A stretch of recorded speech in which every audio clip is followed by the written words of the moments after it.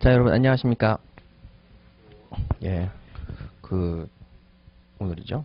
오늘 여러분들에게 이제 저 교재하고 그다음에 요약서 활용 방법에 대해서 알려드릴게요. 제가 올해 요약서는 지금 전부 교체를 안 했는데요. 올해는 이제 작년 걸로 해서 추록만 나왔는데 여러분 요약서를 잘 보시기 바랍니다. 여러분들께서 오해하시면 안 되는 게 여러분들 이제 기본서 강의를 다 듣고 오시지 않았습니까? 기본서 강의 들으시고 요약서 이제 가지고 계시고 이제 객관식 문제집 이렇게 가지시고 여러분들 나중에 이제 모의고사 보실 거예요. 모의고사. 이거 모의고사는 저희 학원뿐만 아니라 뭐 다른 학원 거도 다 보시겠죠. 자, 이렇게 여러분들께서 보시게 되고요. 그 다음에 이제 최종 정리 이렇게 됩니다.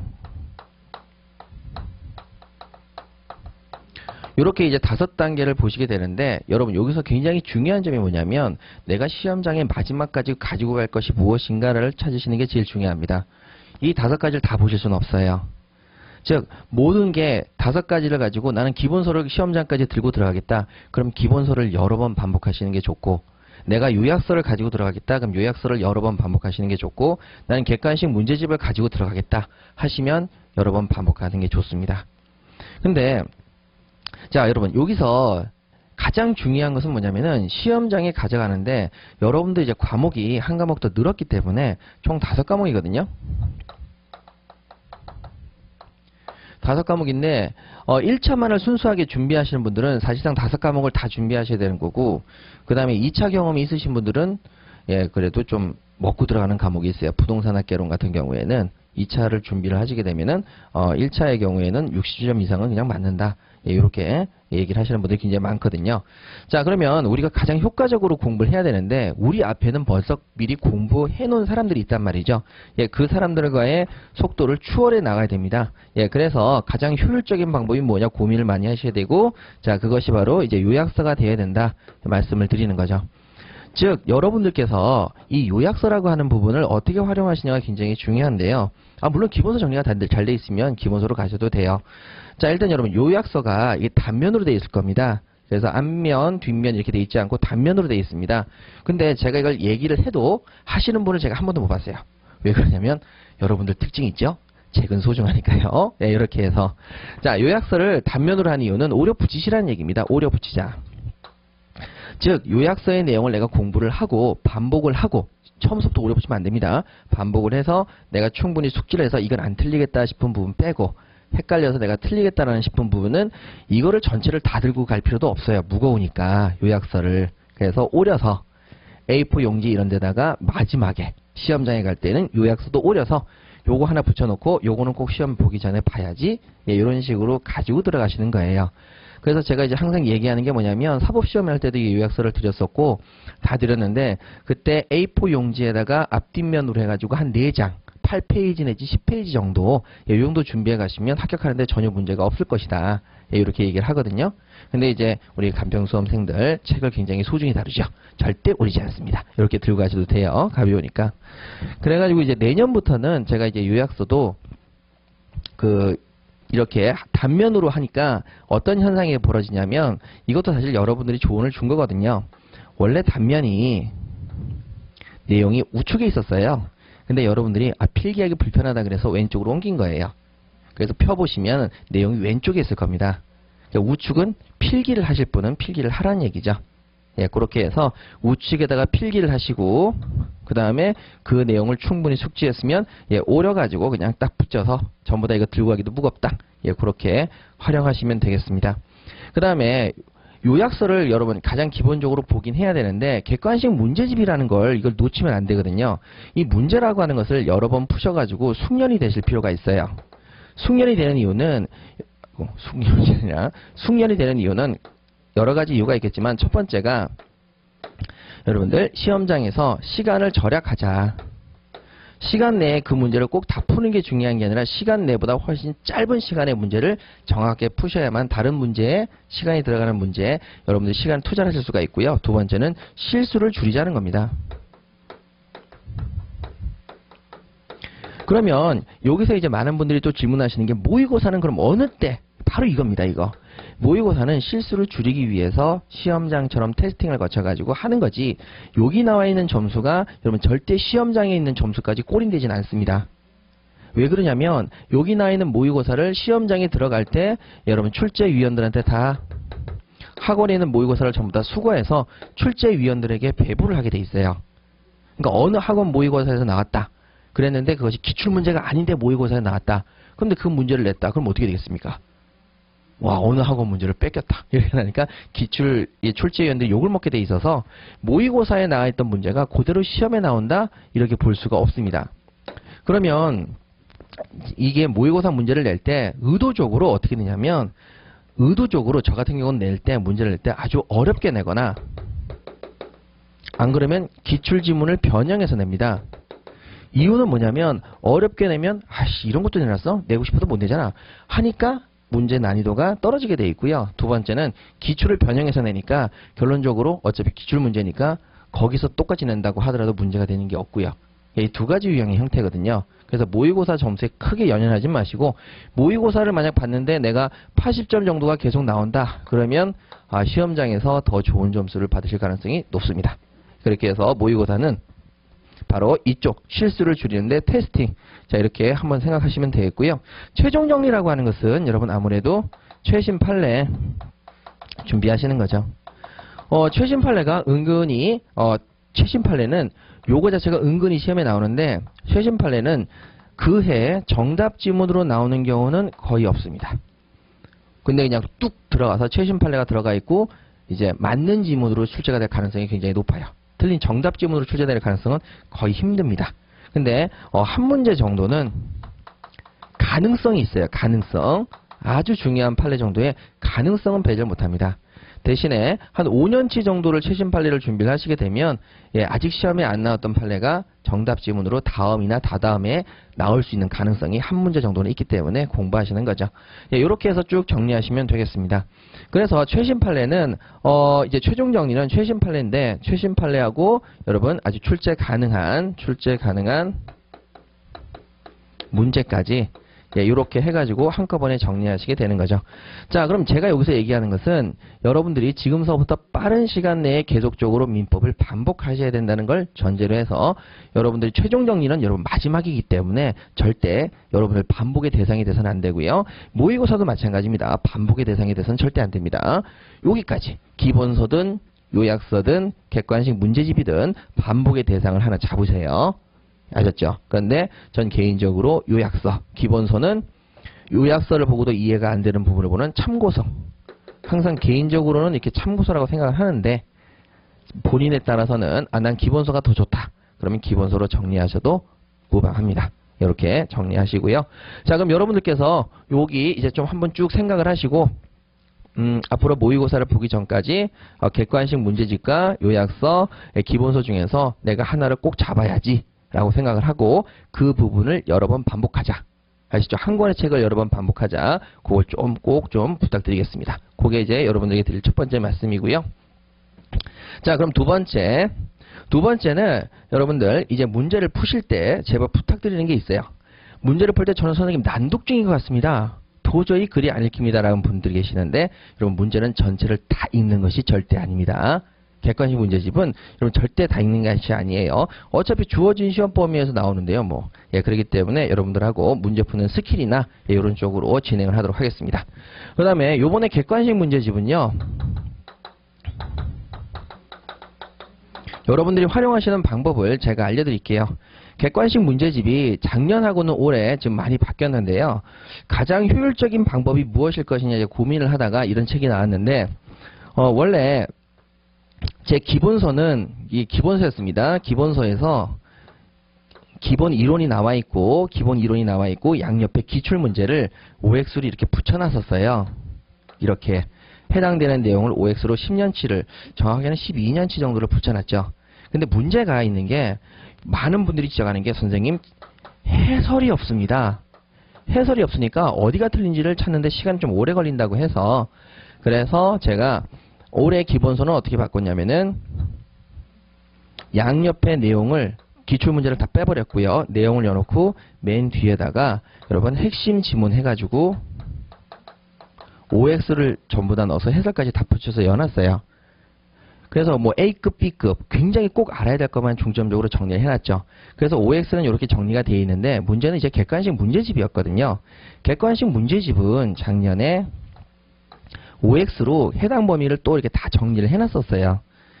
근데 뭐 이게 정리가 되어 있는데 또 할 필요는 없으니까 여기 부분을 이제 없애고 전부 다 오지선다형으로 바꿨습니다. 오지선다형으로 바꾸고 대신에 그 단원 끝날 때마다 파이널 정리라고 있을 겁니다. 파이널 정리가 뭐냐면은 그 해당되는 파트에서 여러분들이 헷갈리시는 것들만 다시 모아서 이렇게 정리를 할 수 있는 여러분 유사 판례 그 다음에 최신 판례 그 다음에 헷갈리는 판례 전부 다 여러분 정리할 수 있는 파이널 정리를 만들어 놨어요. 그러니까 여기를 통해서 정리를 하시면 되겠습니다. 이렇게 해서 올해 객관식 문제집을 활용하시죠. 자, 그러면 여러분들하고 이제 바로 수업을 들어가도록 하겠습니다. 자, 수업을 들어가는 데 있어서 제가 여러분들하고 이제 객관식 문제집을 풀 때에는 어디부터 들어가냐면 물권법부터 들어갑니다. 물권법을 들어가는 이유가 물권법은 여러분 굉장히 시험에서 나오기가 쉽습니다. 왜 그러냐면은 첫 번째는 우리나라의 민법 교수님들이 대부분이 독일에 가서 공부를 해오시는데 독일은 물권이 없습니다. 거의 없어요. 그저 채권하고 민촉만 있습니다. 거의 대부분이. 그렇기 때문에 물권 자체를 충분히 공부해 오신 분이 없어서 문제를 낼 때 아예 딱 정해진 유형 속에서 내기 때문에 굉장히 쉬운데 공부하시기가 조금 까다롭다. 그런 부분이 있죠. 자, 그럼 요약서 페이지 89페이지를 먼저 보시죠. 자, 페이지 89페이지를 먼저 보셔서 자, 정리를 들어가도록 하겠습니다. 먼저 물권적 청구권이 나와요. 근데 제가 올해 여러분들하고 가장 중요시 생각해야 될 것이 뭐냐면 교수님들도 지금 똑같은 얘기를 하시는데 개념입니다. 개념을 통해서 문제를 만들어내고 계시는데 자, 그럼 이제 우리 갑시다. 물권.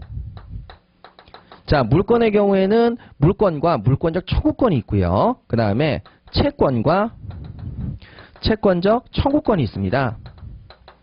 자, 이 부분을 먼저 여러분들 개념을 잡으셔야 합니다. 뭐냐면 여러분 우리가 권리가 있어요. 권리. 이거 권리가 있는데 나는 채권을 가지고 있지. 그래 나는 물권을 가지고 있어. 근데 여러분 청구권이란 말이 또 붙습니다. 이건 뭐냐면은 자, 개념을 잡으실 때 물권을 가지고 있는 사람이 물권을 행사하면 그 뒤에 뭐가 붙는다고요? 청구권이 붙는 거예요. 채권을 가지고 있는 사람이 채권을 행사하면 여러분 뒤에다 뭘 붙인다고요? 채권적 청구권이라고 붙입니다. 그러면 자, 물권을 가지고 있는 사람이 그냥 더 이상 행사하지 않고 가만히 있어요. 그럼 걔는 물권만 가지고 있는 거고 청구권은 없거든요. 근데 걔가 권리를 행사하는 순간에 채권적 청구권이 되는 거죠. 자, 그러면 여러분들께서 공부하셨던 내용으로 하나만 잠깐 보자면은 이렇게 됩니다. 자, 갑이라는 사람이 자, 을이라는 사람하고 이렇게 계약을 체결했습니다. 매매 계약. 자, 그래서 여러분 을이라는 사람한테 갑이 뭘 팔았느냐? X 부동산을 팔았다고 할게요. X 부동산을 팔았습니다. 그러면 X 부동산을 팔아서 을에게 등기를 넘겨주느냐? 등기를 넘겨주지 않느냐? 요 두 가지를 먼저 나눠서 보도록 하겠습니다. 자, X 부동산을 팔았어요. 그런데 을한테 등기를 넘겨주지 않고 여러분 갑이라는 사람이 을한테 X 부동산의 매매 계약 체결해놓고 그 다음에 을로부터 돈은 받았습니다. 자, 여기서 중요한 것은 물권이 있느냐를 한번 볼 건데 자, 여러분 갑이라는 사람은 지금 여기 X 토지에 대해서 X 부동산에 대해서 소유권자였거든요. 매매 계약을 통해서 을에게 돈을 다 받았는데 자, 중요한 거 갑시다. 이 X 부동산의 소유권은 갑입니까? 을입니까? 갑입니다. 얘가 소유권자죠. 왜요? 자, 분명히 등기를 넘겨주지 않았습니다. 그렇기 때문에 얘는 소유권자가 되지 못하는 거죠. 근데 등기라는 것을 여러분 이렇게 볼 게 아니라 매매 계약을 짜잔 보시니까 뭐가 보이세요? 법률 행위가 보이시죠? 이게 뭐냐면 법률 행위를 통한 부동산 물권의 변동 이렇게 되는 거죠. 그럼 법률 행위를 통해서 부동산 물권 변동이 일어날 때에는 자, 중요한 것은 뭐를 통해서 했을 때 등기를 했을 때 소유권이 넘어갑니다. 근데 여러분 이 매매 계약이 아니라 이게 경매였어요. 경매였을 때 자, 을이 갑한테 부동산에 대해서 을과 경매를 해가지고 을이 경매를 받았습니다. 그럼 을이 경매를 받았으면 등기를 안 했어요. 소유권자가 누굽니까? 을입니다. 이거는 경매가 뭐기 때문에요? 법률행위에 의하지 않는 이죠. 이건 법률행위가 아닙니다. 이렇게 되는 거죠. 법률행위에 의하지 않는. 자, 그러면 이제 구체적으로 한번 가볼게요. 이건 여러분들 이제 첫 번째 시간이니까 제가 여러분들에게 의문을 툭 던지는 거고요. 자, 정리는 지금서부터입니다. 뭐냐면 제가 여러분들하고 제일 먼저 공부할 때 제일 중요시 생각하는 게 법률행위하고 법률의 규정을 반드시 구별하자.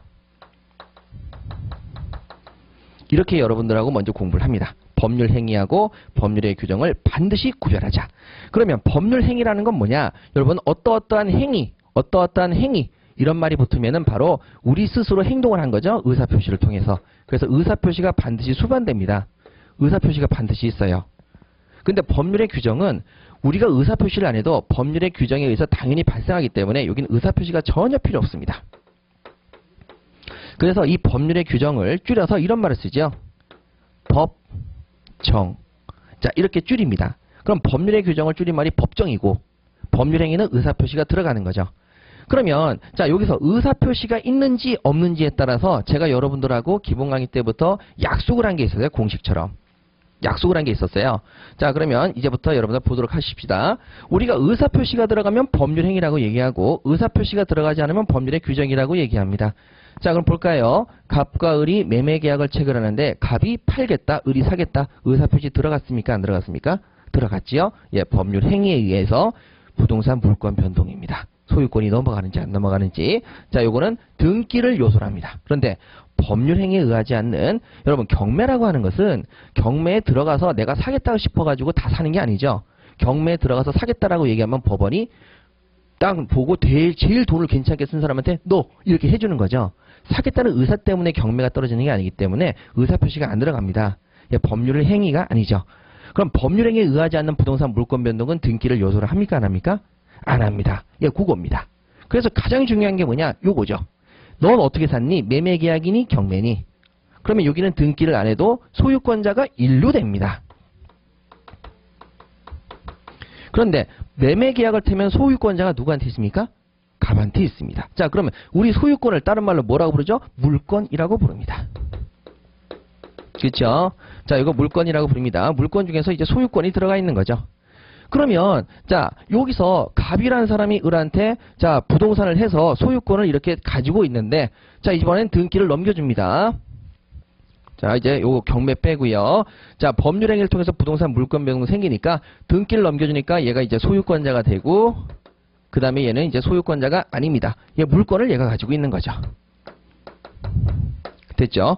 그게 바로 이제 법률행위에 의한 부동산 물권 변동입니다. 법률행위를 통해서 부동산의 물권, 소유권이 이쪽으로 변동이 된 거죠. 등기를 해야. 그런데 자, 여기서 이제 갑시다. 이 법률행위에 대한 매매계약을 취소했습니다. 자, 갑과 을이 계약을 취소했으면 소유권이 여러분 누구한테로 돌아간다? 갑에게 돌아간다. 굉장히 중요한 얘기라고 했었죠. 자, 왜?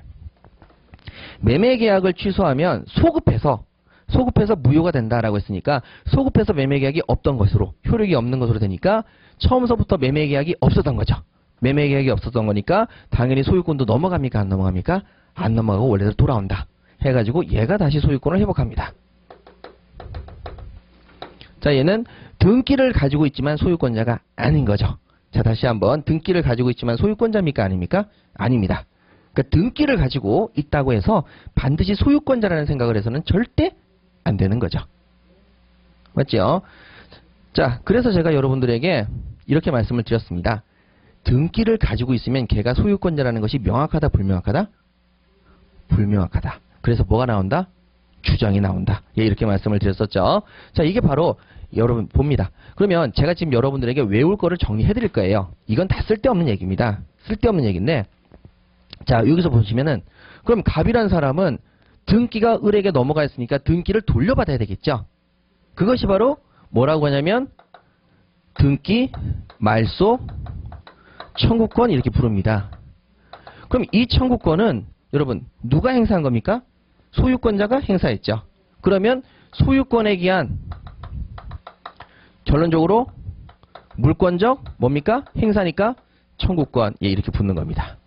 물권을 가지고 있다고 해서 권리를 소유권을 가지고 있습니다. 그럼 걔는 물권자입니다. 그런데 걔가 권리를 행사하면 물권적 청구권이 되는 거죠. 되셨죠? 예, 그래서 등기 말소를 청구했을 때 소유권에 의한 물권적 청구권 이렇게 하고요. 등기 말소 대신에 이런 경우도 있죠. 진정 명의 회복을 위한 소유권 이전 등기 청구권. 여러분 이것도 소유권을 원래대로 돌려받는 거죠. 예, 소유권에 의한 물권적 청구권 이렇게 되는 거죠. 자, 이렇게 정리를 하시면 됩니다. 자, 그럼 지금서부터 시험에 나오는 것들만 제가 하나만 말씀드리자면 이거 필요 없습니다. 자, 제가 여러분들하고 이야기했죠. 요것만 기억하시면 됩니다. 첫 번째, 법률 행위를 통한 부동산 물권 변동은 뭐를 꼭 있어야 된다?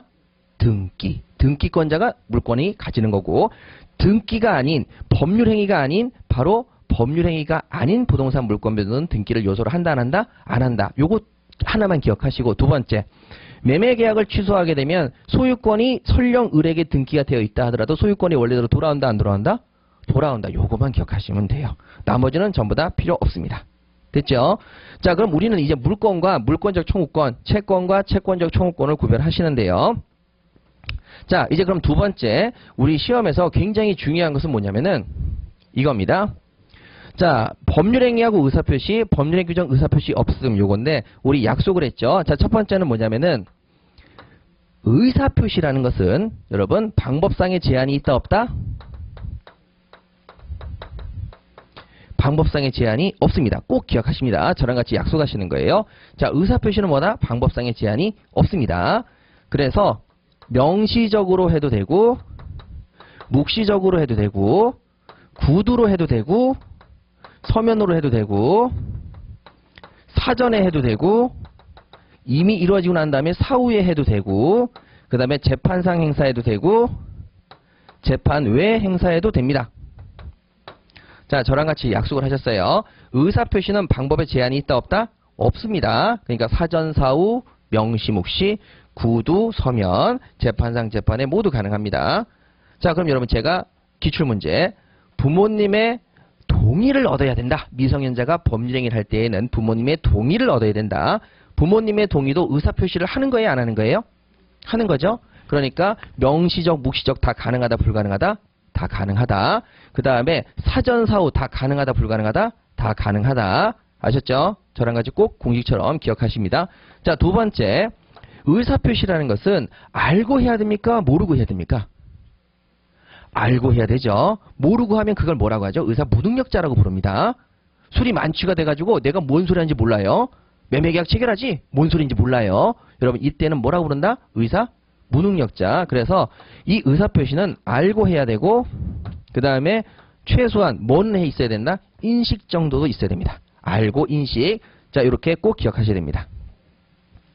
자, 그러면 또 한번 볼까요? 우리가 추인을 하려고 합니다. 취소행위를 추인하려고 합니다. 추인하겠다. 의사표시입니까? 아닙니까? 의사표시죠. 그러니까 알고 해야 되고 인식이 있어야 됩니다. 그런데 법정 추인을 할 때에는 의사표시입니까? 아닙니까?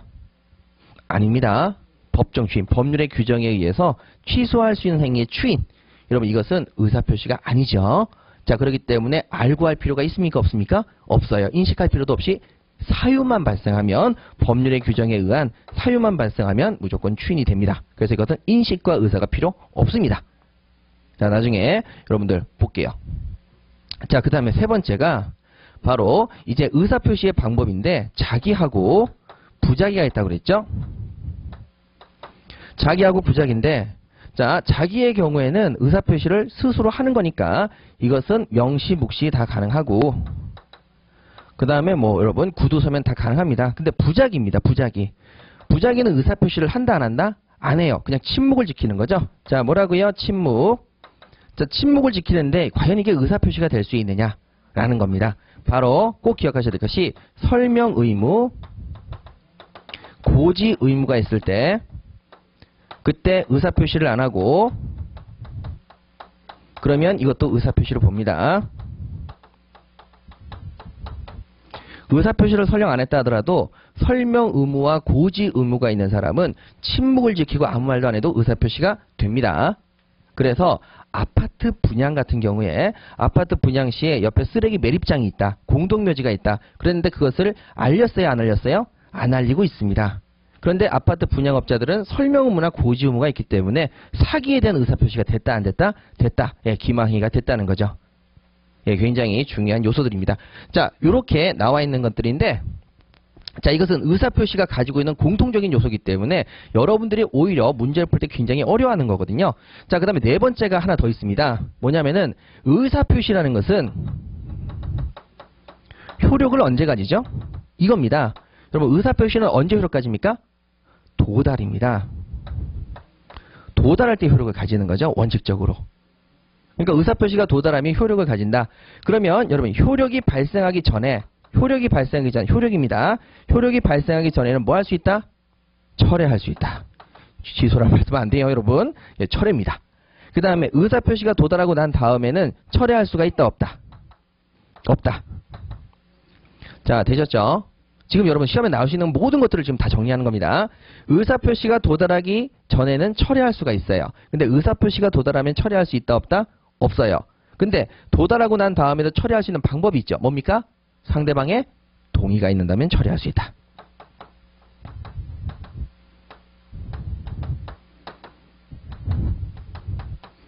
자, 여러분 굉장히 중요한 요소 여러분 쭉 네 가지를 정리했습니다. 자, 그러면은 제가 여러분들에게 이제 문제를 풀면서 나중에 이제 여기 의사표시 부분은 민법 전반에 광대하게 나오기 때문에 여러분 이거는 지금부터 꼭 알고 계셔야 됩니다. 알고 계셔야 되고요. 그 다음에 그 알고 계실 때 여러분들 굉장히 중요한 부분이니까 반드시 기억하셔야 됩니다. 그러면 제가 이제 여러분들에게 말씀드릴게요. 사직서를 냈다. 자, 의사표시 효력 생긴다, 안 생긴다? 생긴다. 언제? 도달 시에 의사표시 효력이 생긴다. 그러면 사직서의 의사표시가 도달되기 전까지 뭐 할 수 있다? 철회할 수 있다. 사직의 의사표시가 생기고 난 다음에 철회할 수 있다, 없다? 없다. 하지만 그 사직서를 받은 상대방이 다시는 이런 거 내지 마 하면서 동의만 해주면 철회할 수 있다, 없다? 있다. 이렇게 정리하시는 거죠. 아시겠죠? 자, 그러니까 모든 의사표시는 다 이게 공식입니다. 이 공식을 절대 벗어나지 않습니다. 그래서 자, 이쪽에 관련된 부분은 여러분들에게 계속적으로 제가 말씀을 드리겠습니다. 자, 그러면 이제 이쪽에 오셔가지고 자, 이제 물권과 물권적 청구권 할 때 자, 의사표시까지 쭉 공부하셨는데요. 자, 그럼 이제 물권을 여러분 우리 본격적으로 들어갈 텐데 자, 그럼 여기서 한번 정리합시다. 선생님, 그럼 법률 행위하고 법률의 규정은 자, 저렇게 되는 건 알겠는데 그럼 이걸 우리가 어떻게 문제를 풀고 그 다음에 이걸 공부할 때 어떻게 활용을 합니까? 라는 부분을 저랑 같이 갈게요. 자, 여러분들께서 물권편에서 담보물권이 있을 겁니다. 담보물권은 세 가지가 있죠. 뭐가 있냐면 질권, 저당권, 그 다음에 그 앞에 유치권이 있습니다. 자, 지금서부터 그럼 볼게요. 질권과 저당권은 법정담보물권입니까? 약정담보물권입니까? 약정담보물권이죠. 의사표시가 있었어요, 없었어요? 약속으로 정했으니까 이것은 의사표시가 있습니다. 요거는 의사표시가 있는 이 법률행위입니다. 근데 여러분 유치권은 공부하실 때 법률행위가 있어요, 없어요? 없어요. 법정담보물권이라고 부릅니다, 이거는. 그쵸? 이 법정담보물권. 자, 이렇게 공부를 하시는 거죠. 근데 제가 이걸 왜 그런지 지금 알려드릴게요. 자, 우리 질권이나 저당권 한번 보겠습니다. 자, 은행에 가서 대출을 받는데 은행에서 얘기합니다. 혹시 건물이나 안 그럼 땅 있습니까? 하고 이 저당권을 담보를 잡고 대출을 해주려고 하는 거죠. 그럼 서로 간에 약속을 할 때, 의사표시를 할 때 그러면 담보를 왜 잡는 거죠? 네가 돈을 못 갚으면 그 저당권에 잡혀있던 그 부동산을 통해서 경매를 넘겨서 우리가 채권에 충당하겠다. 그런 의사표시가 서로 간에 있는 거예요, 없는 거예요? 있어요, 법률행위. 그러니까 의사표시에 의한 담보물권이 성립하는 겁니다. 근데 유치권이라는 건 이런 거예요. 유치권. 내가 인테리어를 해달라고 해서 집에 인테리어를 해줬어요. 자, 인테리어비 내놓으세요. 이렇게 얘기하니까 안 줘요. 그러면 여러분 그 인테리어 했던 집을 뭐 할 수 있다? 유치권 행사할 수 있거든요. 근데 우리가 서로 의사표시를 할 때 인테리어를 해주세요. 비용 줄게요. 네, 이렇게만 얘기를 했지 인테리어 비용을 안 주면 그러면 내가 이거 유치권 행사할게요. 이런 얘기가 조금이라도 들었어요, 안 들었어요? 안 들어있다는 얘기죠. 그러니까 이건 의사표시가 안 들어가 있는 거예요. 그러면 자, 어떻게 공부를 해야 되느냐? 법률행위라는 것은 방금 공부하셨잖아요. 의사표시의 방법에 제한이 있다 없다? 없어요. 그래서 방법을 공부할 수는 없는 겁니다. 이거는. 방법을 공부할 수가 없는 거예요. 다만 이것은 민법에 규정된 대로 민법의 규정을 추가적으로 공부를 하시면서 제일 중요한 건 효과입니다. 효과. 이 부분을 공부하시는 게 굉장히 중요한 것이고, 법률의 규정이라는 것은 여러분 요건 공부하기가 굉장히 쉽습니다. 왜? 법률에서 어떻게 규정했는지를 정확하게 알면 되는 거죠. 그래서 이것은 효과가 아니라 여러분 요건 부분에 굉장히 중요시합니다. 그 여러분들 바로 유치권 같은 경우는 시험에 뭐가 나오냐면 부속물 매수 청구권 유치권 행사할 수 있느냐, 비용 상한 청구권 유치권 행사할 수 있느냐, 부당이득 반환 청구권 유치권 행사할 수 있느냐, 권리금 반환 청구권 여러분 유치권 행사할 수 있느냐, 이런 것만 물어본단 말이죠. 왜? 요건을 중요시 생각하는 거죠. 네, 그래서 여러분 공부 방법이 전혀 다릅니다. 그래서 우리는 앞으로 법정이란 말이 나오면 뭐를 꼭 반드시 요건 부분을 드립다 외워야 해요. 아셨죠? 그럼 여러분 법정지상권도 요건을 외운다 안 외운다? 외우는 거예요. 효과는 시험에 안 나옵니다. 요건만이 시험에 나오는 거죠. 관습법상의 법정지상권, 여러분 이건 뭡니까? 요건만 드립다 공부하셔야 됩니다. 아셨죠? 자, 그러면 우리가 지상권은요. 여러분 지상권은 법률의 행위입니까? 그럼 법률의 규정입니까? 지상권. 법정지상권이 이쪽이라면 지상권은 뭐죠? 계약이죠. 내가 네 땅에서 지상권 설정해도 되겠니? 좋아. 하고 이렇게 의사표시를 통해서 계약을 체결한 거죠. 뭐가 제일 중요하다? 효과. 어떤 거냐? 내가 네 땅에다 건물 좀 세워도 되겠냐? 세워. 그런데 문제는 존속기간을 정하지 않았죠. 그럼 어떤 효과가 발생해요? 건물의 성질을 딱 보고 거기에 따라서 최단 존속기간이 정해지는 거죠. 효과 부분이 중요한 거지 요건은 중요한 게 하나도 없습니다. 왜? 의사표시는 방법상의 제한이 있다 없다? 없기 때문이죠. 그래서 공부를 하실 때 법률 행위는 어떻게 공부하자? 효과 부분을 집중적으로 공부할 것. 법률의 규정은 어느 부분을 집중적으로 공부할 것? 요건 부분을 정확하게 공부하실 것. 예, 요렇게 여러분 공부하시면 됩니다. 자, 그러면은 여러분들에게 자 이제 물권적 청구권을 본격적으로 이제 들어가 보도록 하겠습니다. 자, 요약서 89페이지 가시니까 먼저 서설에 이런 말이 써 있죠. 물권과 물권적 청구권. 자, 그래서 첫 번째 분리양도가 되느냐 안 되느냐. 물권은 네가 가지고 행사는 네가 해라. 이거 된다 안 된다? 안 되는 거죠. 왜? 물권을 가지고 있는 사람이 행사했을 때 물권적 청구권이니까 분리양도하면 됩니까 안 됩니까? 안 된다. 그래서 여러분 밑줄 그으세요. 분리양도 X 꼭 밑줄 그으시고요. 자, 그 다음에 금전입니다. 예, 금전. 금전의 경우에는 여러분들 설명을 조금 깊게 들어갈 필요가 있겠네요. 여러분 근데 참고로 금전은 시험에 안 나옵니다. 금전은 시험에 안 나옵니다. 자, 그래서 금전의 경우에는 물권적 청구권 행사하지 못하죠. 그래서 이런 그 물권적 청구권 X 밑에다가 이렇게 쓰세요. 물권적 청구권 X 그 밑에다가 이렇게 쓰시면 됩니다. 뭐냐면 점유자가 소유자입니다. 자, 다시 한번 점유자가 소유자 이렇게 생각하시면 됩니다. 그것만 하나 쓰세요.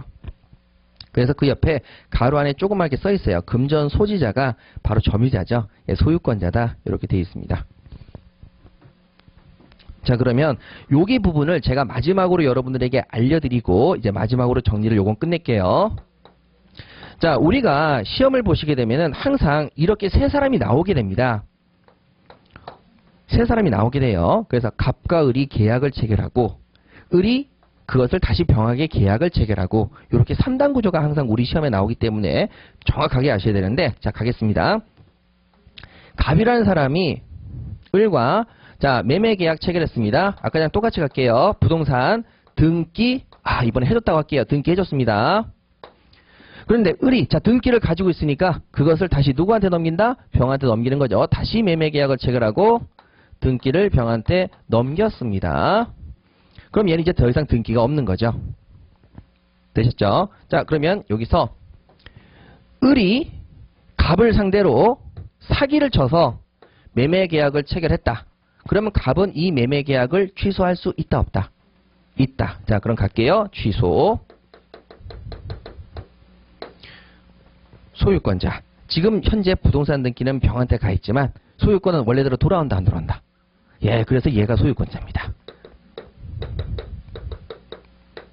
자, 그래서 부동산 등기는 쟤한테 가 있지만 부동산의 소유권은 계약을 취소하는 순간에 누구한테 돌아온다? 갑에게 돌아온다. 원래 소유자에게. 요거는 꼭 기억하자고 했죠? 자, 돌아옵니다. 그런데 그러면 자, 이거 부동산 등기가 요렇게 넘어가 있는데 돌아옵니다. 그런데 을이라는 사람이 갑한테 돈을 줬단 말이죠. 돈. 자, 분명히 갑을 돈을 가지고 있는데 그럼 이 매매 계약이 취소되면 자, 돈이라고 하는 것에 대해서는요. 자, 돈의 소유권은 갑한테 돌아온다. 갑이 계속 가지고 있다. 을에게 돌아온다. 갑이 계속 가지고 있죠. 그래서 제가 여러분들에게 뭐라고 얘기했냐면 우리 민법책 지금 잘못되어 있다. 이건 유인성이고 여기는 무인성이다. 그래서 이것은 진정한 소유자를 보호하는 거죠. 이건 뭐예요? 거래의 안전을 보호한다고 얘기를 했습니다. 만약에 여러분들이 돈을 가지고 있어요. 자, 갑이라는 사람이 돈을 안 가지고 그 돈을 A라는 사람한테 줬습니다. 아이고, 이 계약이 취소됐대요.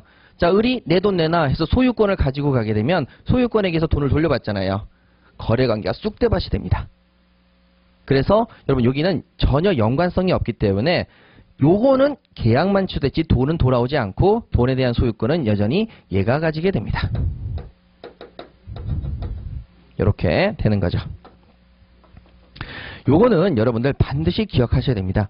근데 요건 이제 민법이 잘못되어 있는 이유가 뭐냐면 상법까지 전부 다 공부하신 송홍열, 서울대에 계시는 송홍열 교수님이나 상법이나 민법을 다 공부하신 분들은 전부 다 똑같이 유인성과 무인성 두 가지를 나누고 계세요. 근데 민법만 하신 분들은 이게 좀 잘못되어 있죠. 근데 이제 그게 논문으로 나와가지고 지금 거의 모든 경우에 통설처럼 전부 다 돼 있습니다. 그렇기 때문에 여러분 정확하게 기억하시면 되겠고. 자, 그러면 여러분 이제 여기서 을이 갑한테 돈 달라고 얘기하려니까 소유권에 기한 물권적 청구권 행사할 수 있다 없다? 없다. 그죠? 그래서 자, 얘는 뭐만 가지고 있다? 채권만 가지고 있다. 채권만 있고 소유권, 물권은 없습니다. 그쵸? 자, 그래서 얘는 채권적 청구권으로서 뭘 행사하냐면 부당이득 반환 청구권을 행사한다. 여러분 시험에 안 나오니까 신경 쓰지 마세요. 부당이득 반환 청구권 행사하고 자, 갑이라는 사람은 소유권에 기한 물권적 청구권 행사한다. 요것만 기억하시면 됩니다. 다 필요 없어요. 다 필요 없어요. 이건 여러분들에게 보여드리기 위한 거예요. 그럼 결론적으로 자, 돈에 대해서는 소유권에 기한 물권적 청구권 행사할 수 있다 없다? 없다. 예, 그것만 하시면 돼요. 돈에 대해서는. 아시겠어요? 자, 그래서 돈에 대해서는요. 소유권에 기한 물권적 청구권을 전혀 행사할 수 없습니다. 자, 이렇게 해서 여러분 정리하시면 됩니다. 그래서 돈에 대해서는 소유권에 기한 물권적 청구권을 행사할 수 없다는 것이 옛날에는 시험에 꽤 많이 나왔었는데요. 최근에 들어와서는 시험 문제 안 내고 있습니다. 예, 교수님들도 자기 스스로의 모순은 언급하길 피하시는 경향이 있으셔가지고 예, 지금은 거의 이게 지금 통설처럼 돼 있기 때문에 거의 대부분 논문에서 다 이렇게 주장하고 계시기 때문에 이쪽 부분은 언급을 안 하십니다. 그러면 자, 이렇게까지 해놓고요. 그래서 제가 여러분들에게 자, 이렇게 말씀을 드렸죠. 그러면 여기서 있는 갑이 여기 있는 병한테 내 등기 내놔 이렇게 얘기할 수 있습니다. 소유권에 기한 물권적 청구권이죠. 맞죠? 그랬을 때 첫 번째 얘는 무조건 돌려주는 게 원칙입니까 아닙니까? 소유권자가 달라니까 당연히 돌려줘야 되겠죠. 근데 돌려주는데 내가 거기에다가 비용도 좀 들였고 내가 그걸 통해서 과실도 좀 얻었고 그랬을 때 얘가 이것을 돌려주는 범위에 대해서 어떻게 해야 되느냐? 바로 이것이 점유자, 그 다음에 회복자, 점유자와 회복자와의 관계라고 했습니다. 그래서 연결이 돼요. 물권적 청구권은 소유권에 기한 물권적 청구권과 뭐가 연결된다고요? 점유자와 회복자와의 관계가 문제가 됩니다. 그리고 하나가 더 있죠. 더 중요한 건 뭐냐면은 선의의 제3자 보호입니다. 이게 굉장히 큰 의미를 가지고 있는데요. 자, 보겠습니다. 갑이라는 사람이 야, 내 소유권 내놔 해서 얘기를 했는데 얘가 사기였죠. 아까 전에 사기의 경우에는 선의의 제3자 보호 규정이 있어요 없어요? 사기 있습니다. 그럼 선의의 제3자 보호 규정이 있으면 얘는 보호를 받아요 못 받아요? 받죠? 뭐처럼 돼버린다? 소유권자처럼 돼버리는 거죠. 왜? 반사적 효과입니다. 소유권에 의해서 야, 내 소유권 내놔, 등기 내놔 하니까 선의의 제3자로서 보호를 받으니까 등기를 넘겨줄 필요가 없어지는 거죠. 따라서 등기를 돌려받지 못하니까 결론적으로 뭐처럼 돼버린다? 소유권자처럼 돼버리는 거예요. 그래서 여러분들하고 차근차근하게 진행을 해 나갈 거지만 제가 첫 번째 시간에서는 여러분들 이제 기존에 있는 지식이 기본 강의를 들으셨을 때는 이렇게 일괄적으로 이렇게 갔단 말이에요. 그걸 가지고는 절대 문제를 못 풀어요. 여러분들의 지식을 좀 흔들어 드릴 필요가 있어서 제 심하게 흔들어 드리는 건데, 자, 우리 꼭 기억하십니다. 자, 지금서부터 계속적으로 반복하다 보면 이제 익숙해지세요. 첫 번째 뭐냐? 매매 계약을 체결했지. 등기가 얘한테 넘어갔어. 근데 얘가 매매 계약을 사기로 취소했네? 그러면 자, 소유권이 누구한테로 돌아간다?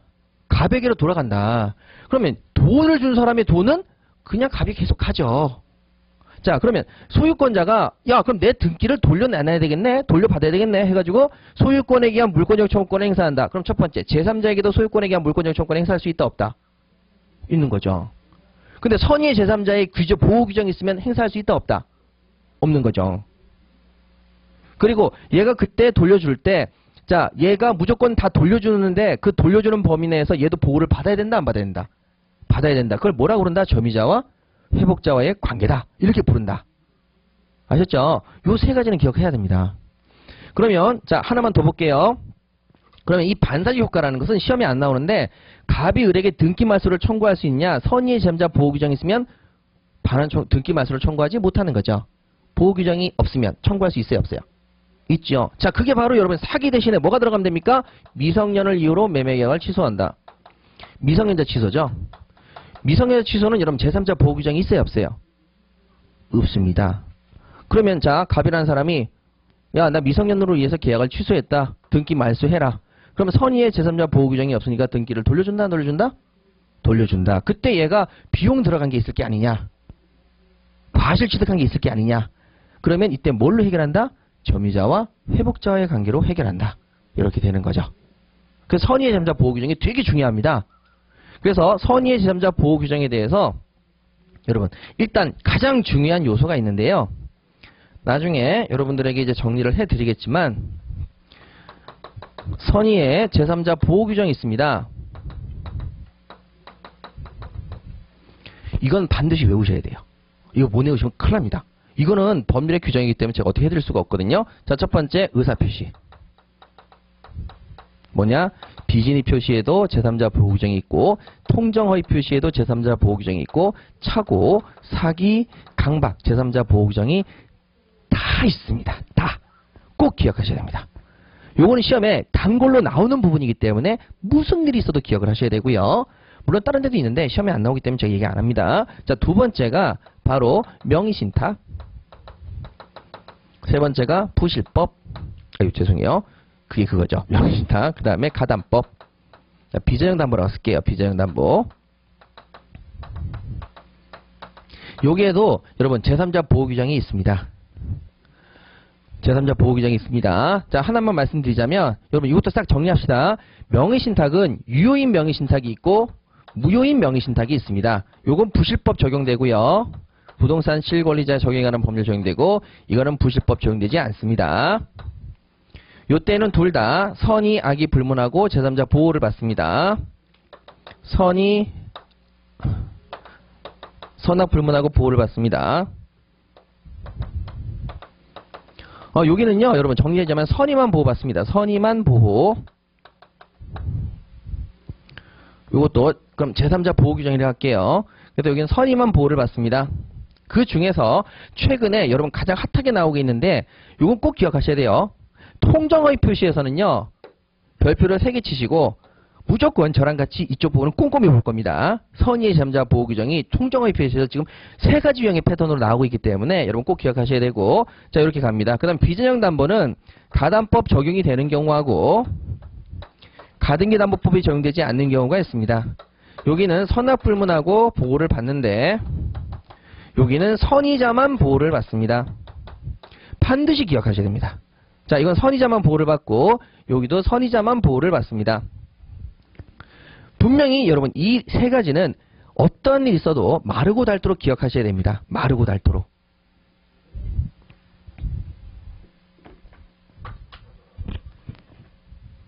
자, 되셨죠? 그래서 여러분 제3자 보호 규정이라는 것은 굉장히 중요합니다. 계약 자체의 소유권자가 소유권의 권리 행사할 때 소유권의 행사에 대해서 보호받을 수 있는 대상자들, 이렇게 되겠습니다.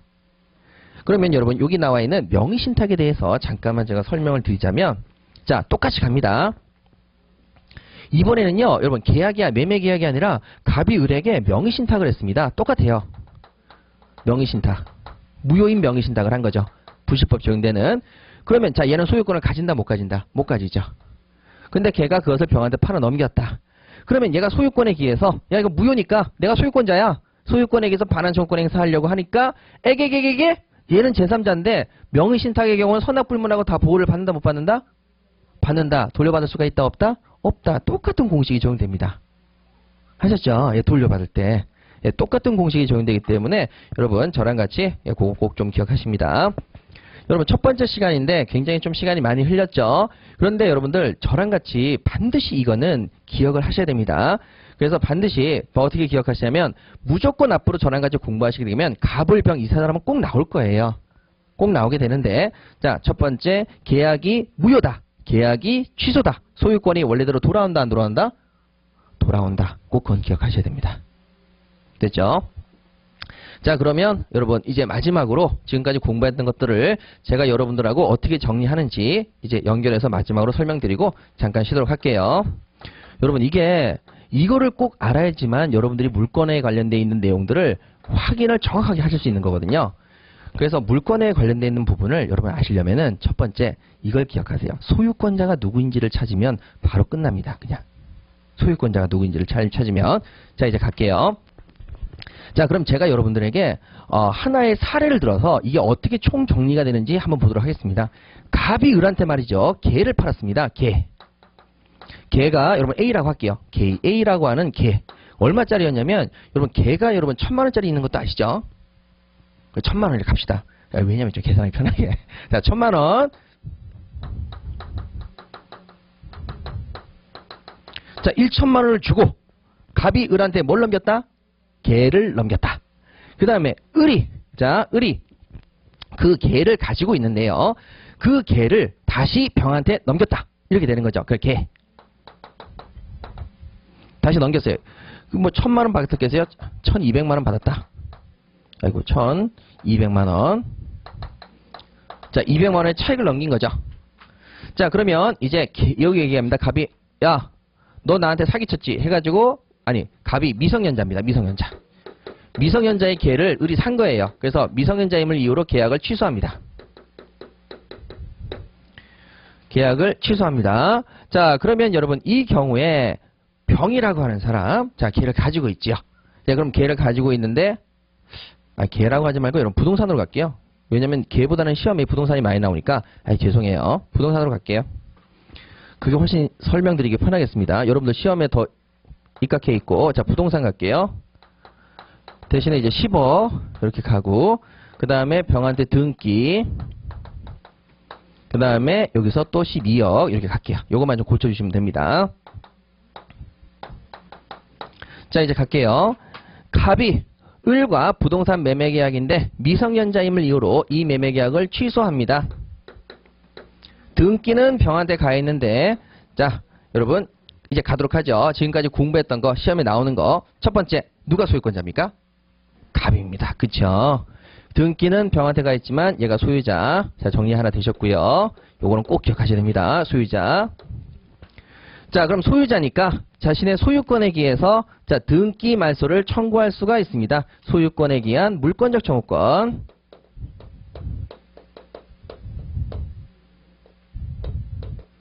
자, 중요한 것은 여러분 미성년자의 경우에는 제3자 보호 규정이 있다 없다? 없다. 자, 그래서 얘는 보호를 못 받는다. 등기를 돌려줘야 됩니다. 그때 등기 말소를 청구할 수도 있고, 말소에서 을에게 돌아가고 을에게 다시 갑에게 돌아가고, 귀찮으니까 뭐 할 수 있다? 진정명의 회복을 통한 이전 등기 청구 가능합니다. 진정명의 소위청이죠. 둘 다 같은 소송이다 아니다? 같은 소송이다. 소유권에 기한 물권적 청구권으로 같은 소송입니다. 같은 소송. 자, 그런데 이제 병이라는 사람이 뿔났습니다. 뭐가 뿔이 났냐면 이렇게 됩니다. 야, 씨, 이게 을 건 줄 알았더니만 젠장 갑이 것이네. 이렇게 얘기하는 거죠. 물론 이렇게 쌍스러운 말은 잘 안 합니다. 근데 여러분 이제 조금 여러분들 말씀드리자면 이렇게 되는 거죠. 아니 그러면 내가 지금까지 여기 비용을 들였단 말이지 해가지고 야 너 무슨 비용 들였는데 하니까 야 지붕수선했어. 그 다음에 여러분 저 부엌을 개량했어.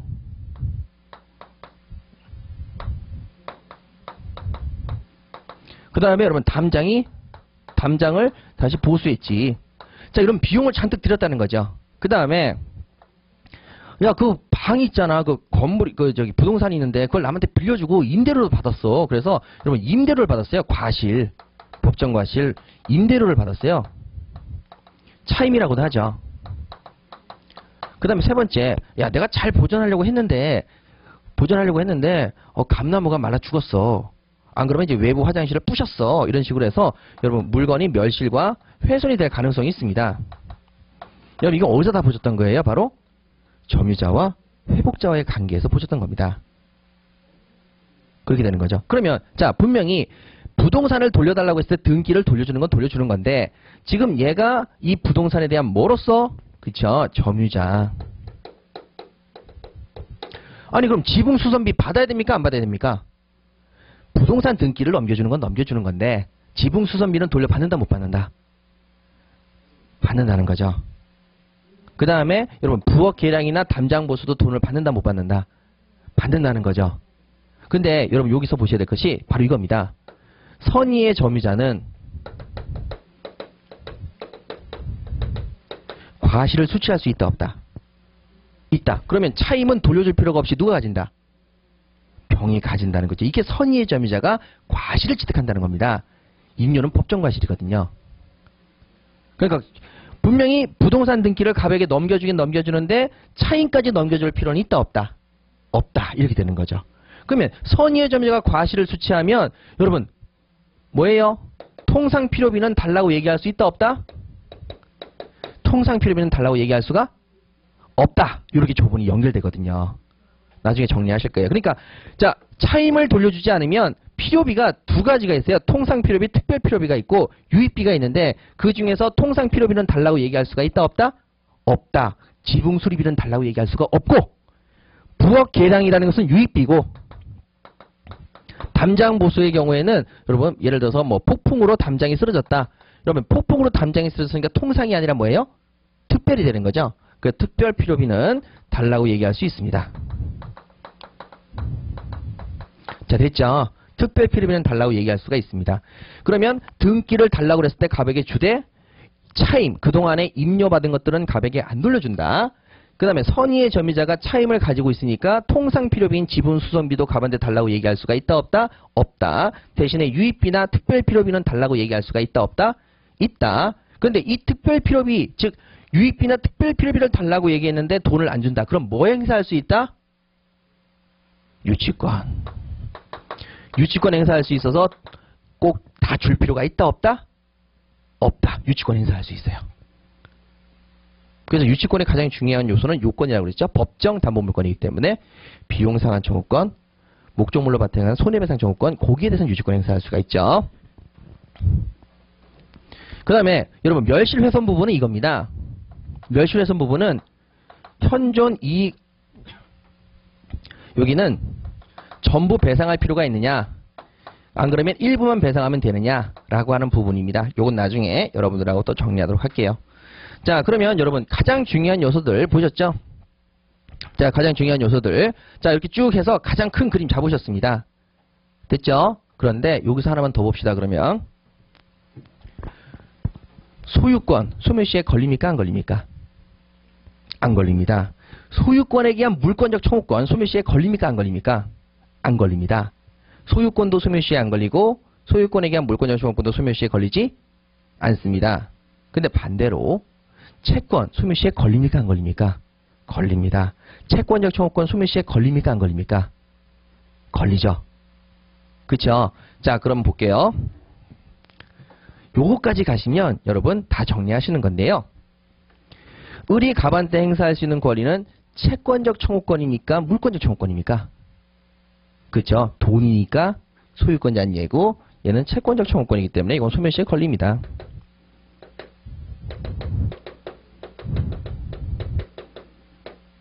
자, 갑이 행사하는 권리는 여러분 채권적 청구권입니까? 물권적 청구권입니까? 소유권에 의한 물권적 청구권이죠. 소멸시효에 걸립니까? 안 걸립니까? 안 걸립니다.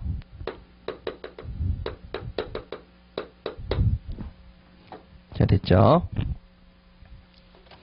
예, 그래서 여러분 물권적 청구권으로서 소멸시효에 걸리지 않습니다.